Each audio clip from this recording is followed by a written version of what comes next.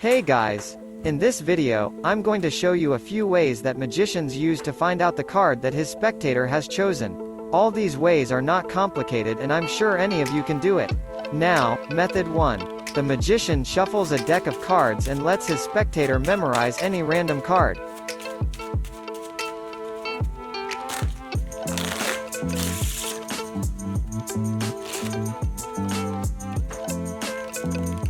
For example, this card is the Queen of Spades. The spectator memorizes this card, but in a moment, I already know this card. All I have to do is shuffle the deck and I can continue the card trick knowing the spectator's card.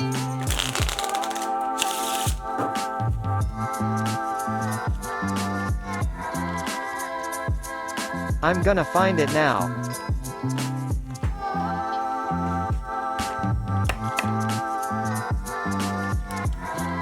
Guys, now I'll show you the secret of this method. It's very simple. The first thing I do is take a deck of cards and shuffle it.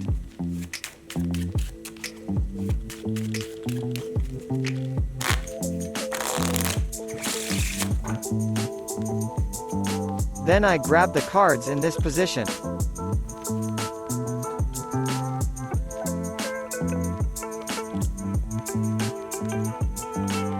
Then I start flipping through the cards and ask the spectator to stop me at a random place. For example, the spectator stops me at the King of Diamonds. That's his card. He memorizes it. I plant my pinky on that spot and let the rest of the deck go on my pinky. The gap between the two parts of the deck remains. Then I take the deck into this position and just flip it over. When I turn it over, part of the deck shifts to the side and I can see the card that the spectator has memorized. Now you can shuffle the cards and continue to show the trick knowing the spectator's card.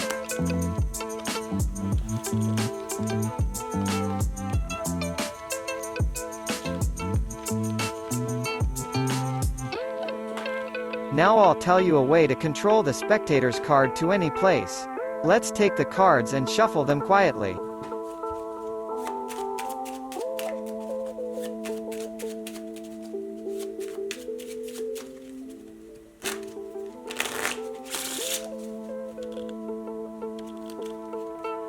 Let's pick a random card from the deck and our spectator will remember it. It's the 6 of clubs. I put that card away in the deck and quickly find it. If I need to, I can look it up. I shuffle the cards and the card is on top of the deck. All that's left is to find it nicely.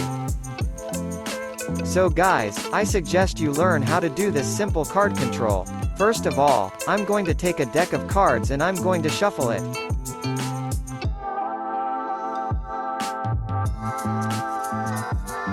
I'm going to pick a random card and ask the audience to memorize it. It's the 3 of Spades. I place the card on top, slide it halfway out and cover it with the other half of the deck. I then slide the card back into the deck, but with a gap. I do a double undercut and slide the card to the top of the deck. That's it. Now I can display that card in any beautiful way I want. We're moving on, guys. The next card control method is cool and not as common as the previous method. So I take a deck and I shuffle the cards.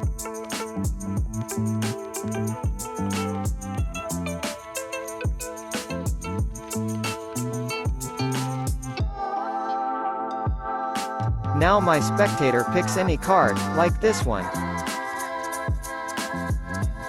For example, he memorizes the 3 of Spades. I put his card in the deck and shuffle it several times.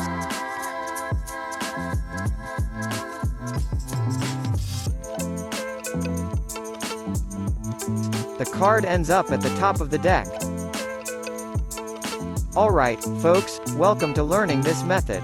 First, I take a deck of cards and shuffle it.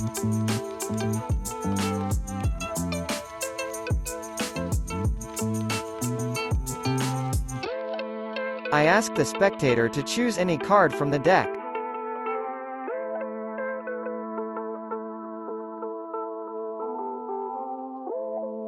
For example, the spectator chooses the 6 of hearts. I remove the card from the deck and push it with my hands into the inside of the deck, but slightly shifting the card toward me. It will end up sticking out of the deck on my side.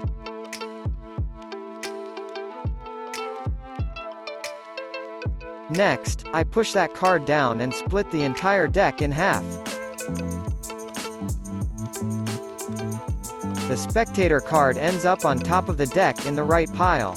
Next, I just shuffle the cards, leaving the spectator card on top the whole time. That's the secret.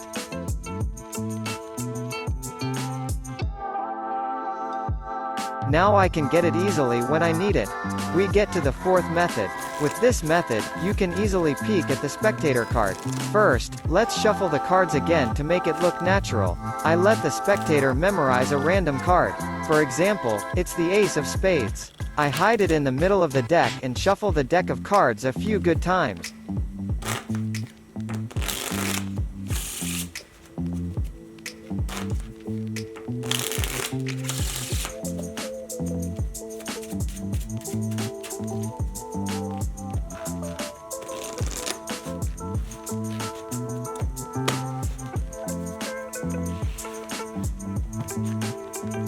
Then I know it's the ace of spades and I can find it with complete ease. So, this method is also quite simple. First, I shuffle the cards. It is necessary to let the spectator memorize any card. For example, it's the 3 of hearts. I put it back in the deck and place the rest of the deck on my little finger.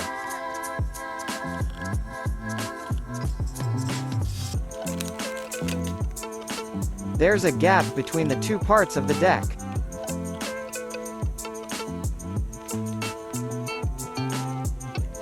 Now I bring the cards to the top of the deck using the double undercard technique. Now I turn the cards over and do a riffle shuffle, but the first top card I have time to see. It takes a split second to see the card.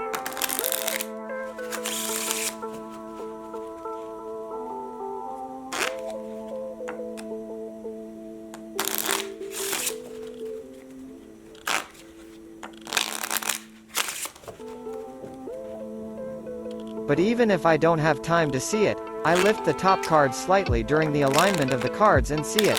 That's it.